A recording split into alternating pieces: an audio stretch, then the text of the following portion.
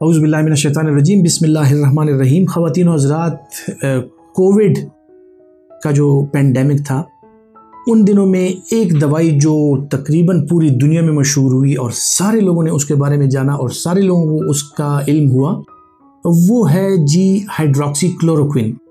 Hydroxychloroquine जो है बुनियादी तौर पे एक एंटी मलेरियल ड्रग है, लेकिन मुख्तलिफ़ किस्म की बीमारियों में इसका इस्तेमाल किया जाता है और इसका इस्तेमाल जो है वो आम लोगों की नज़र में इतना ज़्यादा नहीं था। लेकिन कोरोना पेंडेमिक जब आया, कोविड पेंडेमिक के दौरान जो है तो इसका इस्तेमाल किया गया और बहुत से लोगों ने प्रोफाइलैक्सिस के लिए और बहुत से लोगों को ट्रीटमेंट के हवाले से इस दवाई का इस्तेमाल कराया गया। तकरीबन सारी दुनिया ने इसके बारे में जाना और लोग इसके बारे में जानना चाहते हैं। सो मैं आज आपको हाइड्रोक्सीक्लोरोक्विन के बारे में बताता हूँ कि HCQ यानी हाइड्रोक्सीक्लोरोक्विन बुनियादी तौर पे क्या है। इसके बारे में जानने के लिए वीडियो को आखिर तक ज़रूर देखिए। ख़वातीन और हज़रात, हाइड्रोक्सीक्लोरोक्विन जो है 4-अमाइनोक्विनोलिन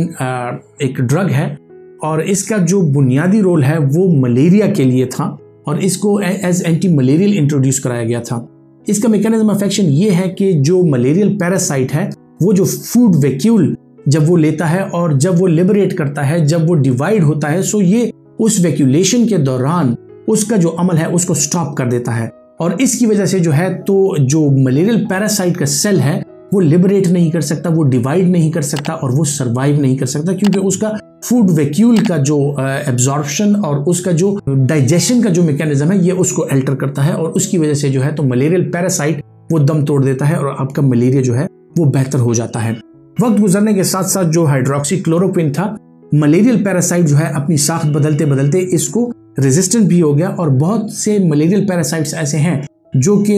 हाइड्रोक्सीक्लोरोक्विन को आजकल या क्लोरोक्विन को वो रेजिस्टेंस शो करते हैं और नई ड्रग्स जो है वो मलेरिया के लिए इस्तेमाल की जाने लगी। हाइड्रोक्सीक्लोरोक्विन जो है वो अगर मलेरिया के लिए एक रेजिस्टेंट ड्रग साबित हुआ, मलेरियल पैरासाइट उसके अगेंस्ट उसने रेजिस्टेंस क्रिएट की, लेकिन इसका रोल ख़त्म नहीं हुआ, क्योंकि इसका रोल जो है वो बुनियादी तौर पे बहुत सी और बीमारियों में पाया जाता है और इसका इस्तेमाल जो है खुसूसन रूमेटॉइड आर्थराइटिस में और इस तरह की और ऑटो इम्यून डिजीजेज जो हैं उसमें as a disease modifying drug कराया जाता है। सो अगर मैं जिक्र करता चलूँ जो ऑटो इम्यून डिजीज है उसमें सिस्टेमिक लूपस एरिथमेटोसिस में इसका इस्तेमाल कराया जाता है, रूमेटॉइड आर्थराइटिस में, जुवेनाइल इडियोपैथिक आर्थराइटिस में और जोड़ों की मुख्तलिफ किस्म की बीमारियां जो है उसमें इसका इस्तेमाल as a disease modifying drug कराया जाता है। साइकियाट्रिस्ट जो है वो उसका इस्तेमाल बाइपोलर डिसऑर्डर के प्रोफाइलैक्सिस में कराते हैं। सो बाइपोलर डिसऑर्डर के जो मरीज हैं उनको जब अटैक्स होते हैं उसको प्रिवेंट करने के लिए हाइड्रोक्सीक्लोरोक्विन जो है साइकियाट्रिस्ट भी उसका इस्तेमाल करते हैं। इसके अलावा जो है तो क्यू फीवर जो है उसमें भी इसका इस्तेमाल प्रोफाइलेक्टिकली कराया जाता है। सो जो सयाह होते हैं या जो चलने फिरने वाले लोग होते हैं जो इंडेमिक एरियाज में जाते हैं उनको प्रोफाइलेक्टिकली मलेरिया के लिए और क्यू फीवर के लिए इसका इस्तेमाल कराया जाता है ताकि वो इन बीमारियों से महफूज रह सके। ख़वातीन और हज़रात, हाइड्रोक्सीक्लोरोक्विन के साइड इफेक्ट प्रोफाइल की अगर बात की जाए तो इसका साइड इफेक्ट प्रोफाइल भी काफ़ी वसी है और इसके जो मेजर साइड इफेक्ट्स हैं उनमें जो है तो हेयरिंग प्रॉब्लम, यानी बहुत अरसे तक अगर इसका इस्तेमाल कराया जाए सो ये आपकी हेयरिंग प्रॉब्लम क्रिएट कर सकता है। इसके अलावा जो है तो ये रेटिनोपैथी कॉज कर सकता है, यानी आपको ब्लड विजन दे सकता है, आपकी नज़र जो है वो या आपकी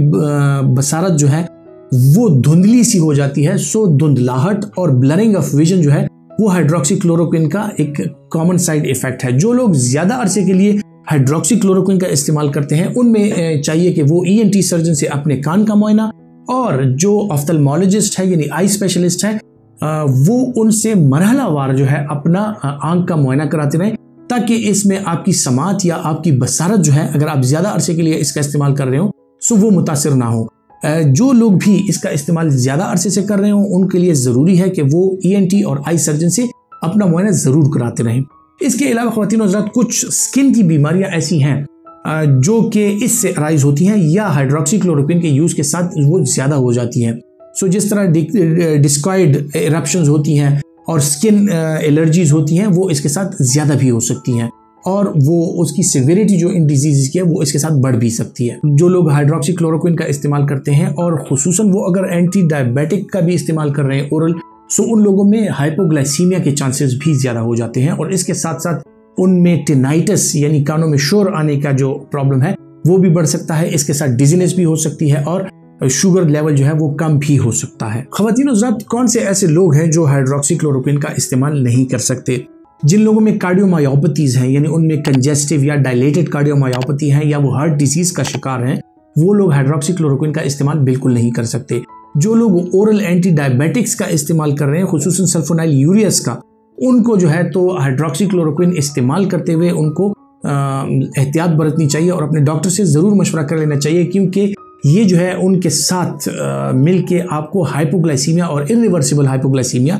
यानी ज़्यादा अरसे के लिए आपको सीवियर लाइफ थ्रेटनिंग हाइपोग्लाइसीमिया का शिकार कर सकता है और आपका शुगर जो है वो इंतहाई लो हद तक वो आ सकता है और बहुत ही कम हो सकता है, जिसके साथ आपको बेहोशी भी आ सकती है। जिन लोगों को स्किन के मसाइल हैं, खुसूसन लाइकन प्लैनस, वो लोग भी इसका इस्तेमाल करते हुए एहतियात बरता करें, क्योंकि इसके साथ जो है लाइकन प्लैनस जो बीमारी है वो इसके साथ बढ़ भी सकती है। इसके अलावा सोराइसिस का शिकार जो लोग हैं, हाइड्रोक्सीक्लोरोक्विन सोराइसिस को भी बढ़ा सकता है और खुसूसन उन लोगों के लिए बिल्कुल कॉन्ट्राइंडिकेटेड है जो लोग G6PD डेफिशिएंसी का शिकार है, यानी उनके ब्लड में G6PD जो एंजाइम है वो डेफिशिएंट है। वो लोग अगर हाइड्रोक्सीक्लोरोक्विन का इस्तेमाल करें या एंटीमलेरियल्स का इस्तेमाल करें तो उनमें हीमोलिसिस हो सकती है, ब्लड की कमी हो सकती है और उनको जॉन्डिस यानी यरकान हो सकता है। सो ये ऐसी चीज़ें हैं, कॉन्ट्राइंडिकेशन हैं, जिनको जहन में रख के अगर डॉक्टर्स ये तजवीज़ करते हैं तो इन बीमारियों का तस्करा ज़रूर अपने पेशेंट से कर लिया करें, क्योंकि अगर आपके पेशेंट को इन बीमारियों में से कोई बीमारी है तो आप उसको फिर हाइड्रोक्सीक्लोरोक्विन तजवीज़